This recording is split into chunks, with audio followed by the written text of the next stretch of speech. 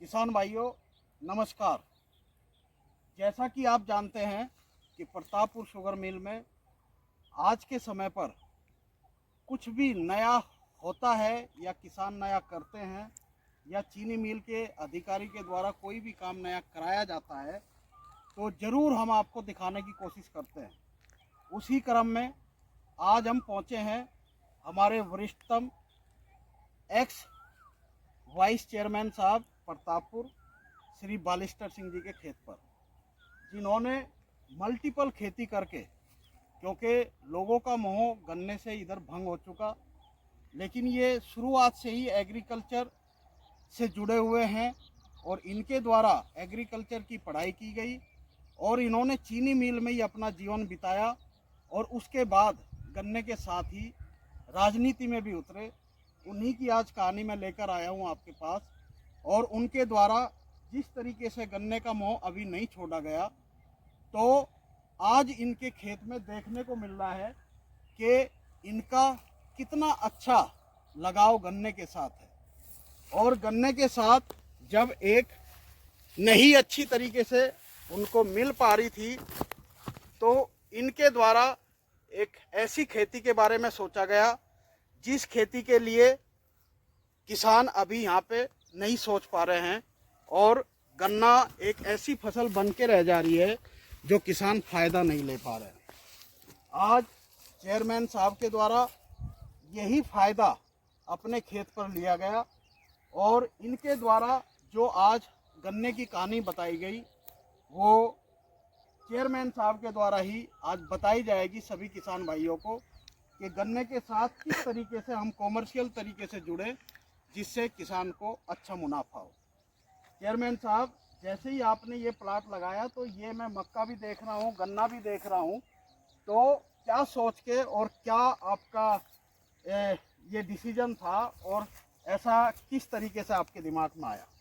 Chairman साहब, sugar industry में नौकरी भी किया जी। इस क्या नाम है, आदमी जब करता है तो उसका अनुभव होता है। जी। मैं शुरू से खेती से जब जुड़ा तो उस समय केवल गन्ना बोने में जी। खेती से अच्छा लाभ था।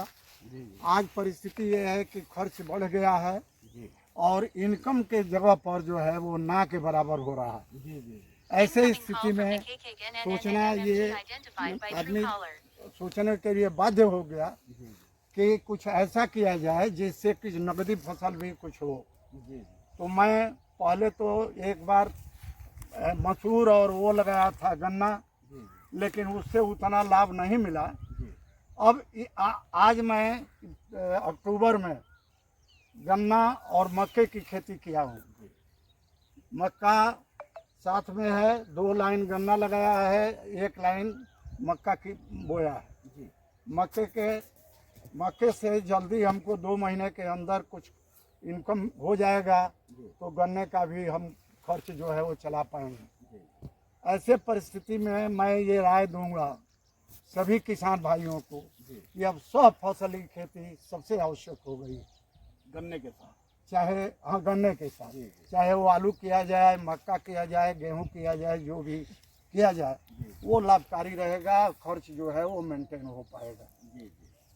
यही हमारी सलाह है। जी। धन्यवाद चेयरमैन साहब। किसान भाइयों, आज मैं आपको बताऊंगा कि आपने एक इतने तजुर्बेकार और आप फील्ड पे भी देख सकते हैं कि फील्ड भी इन्होंने कितना अच्छा बनाया हुआ है। तजुर्बेकार और इतनी मेहनत के साथ इन्होंने दूसरी फसल को भी बड़ा अच्छा एक अपने खेत में खड़ा करके दिखाया और उसको, क्योंकि यहाँ पे घोड़परास जिसको बोलते हैं नील गाय, उसका भी आगमन बहुत होता है और ऐसी फसल को बचाने के लिए इनका प्रयास भी जारी है और ये भरसक प्रयास कर रहे हैं कि मेरे क्षेत्र में अगर घोड़परास का सुरक्षा हो गया तो शायद किसानों का फिर से कुछ ऐसा फसल लगाने का मन करेगा जिससे कि वो अच्छी हो।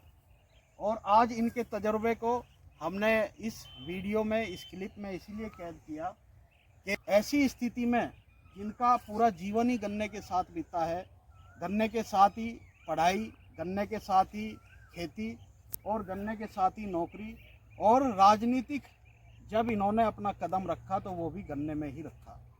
मैं धन्यवाद दूंगा ऐसी शख्सियत को, मैं धन्यवाद दूंगा ऐसे विचारों को जिन्होंने एक ऐसा कदम अपने क्षेत्र में करके दिखाया जहां पे लोगों ने गन्ने से मोह भंग कर लिया है।